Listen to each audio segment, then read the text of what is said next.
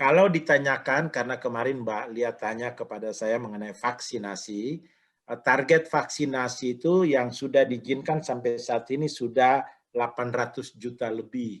Wow. Jadi mudah-mudahan by the end of this year itu sudah bisa capai herd immunity. Namun demikian protokol kesehatan ya tetap dijalankan. Misalnya protokol kesehatan begini, saya misalnya punya health kit, itu kita kemana-mana harus tunjukkan itu, memakai masker di tempat umum, lalu kemudian diukur terus temperatur badan kita, lalu kemudian tetapi sudah lebih loose dibandingkan dengan tahun lalu, atau bukan tahun lalu, dibandingkan dengan tahun lalu sampai Desember lah kurang lebih. Sejak Januari sudah jauh lebih loose di sini, tetapi di tempat umum tetap, misalnya di bus, di kereta api, di pesawat dan lain-lain. Kegiatan-kegiatan misalnya gathering sudah berjalan lagi di sini. Saya sudah menghadiri berbagai kegiatan gathering di Shanghai, di Chongqing, di Fuzhou, dan di tempat-tempat lainnya. Jadi sudah jauh lebih baik, itu terasa juga dalam aktivitas ekonomi, karena kuartal pertama mereka kan kemudian bisa hit 18%. Jadi itu sebenarnya yang membuat mereka hati-hati sekarang apabila ada orang datang dari luar, karena di sini kebijakannya seperti yang terjadi di Guangzhou sekarang, beberapa distrik kan di lockdown. Kalau di lockdown kan berarti aktivitas ekonomi kan tidak ada. Nah, mereka di lockdown karena adanya imported case, termasuk lokal case juga dari varian baru. Karena itulah sekarang misalnya ada pengetatan di beberapa distrik. Jadi bukan semua kota Guangzhou ya, di beberapa distrik di Guangzhou itu terjadi pengetatan, itu juga merambah ke provinsi Guangdong.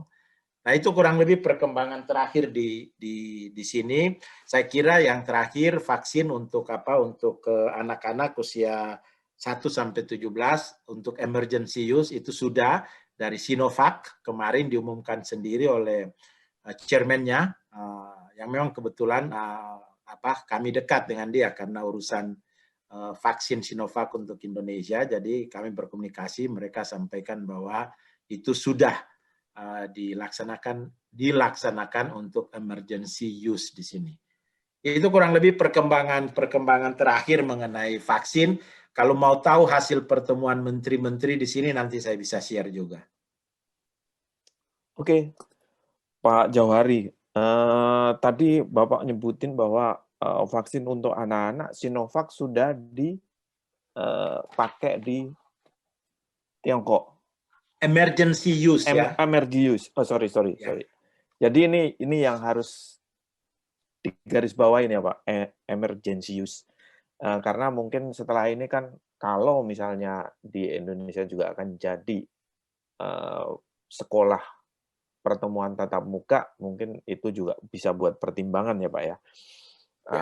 Ini mungkin tadi ini datanya yang tepatnya itu sampai dengan tanggal 11 itu vaksin yang diberikan kepada China itu sudah 809 juta. 809 juta. Itu berarti kan udah berapa persen? 1,4 miliar. Oke. Tapi itu 2 dosis, Pak Dubes. Iya, most likely 2 dosis. Let me check ini. Tapi memang itu kan sejak 1 Januari sudah dilakukan. Waktu awal disuntikan sejak Januari. Begini, emergency use itu sudah dilakukan sejak bulan Juli tahun lalu. Itu untuk baik Sinovac maupun Sinovac. Nah, emergency use itu untuk 9 kategori kelompok ya pada saat itu. Nah, sekarang kan sudah jauh lebih baik dan sejak 1 Januari, sejak awal Januari lah, itu sudah untuk publik dan memang secara masif itu. Kapasitas produksi dari Sinovac maupun CanSino itu ditingkatkan untuk Untuk memenuhi kebutuhan masyarakat Tiongkok.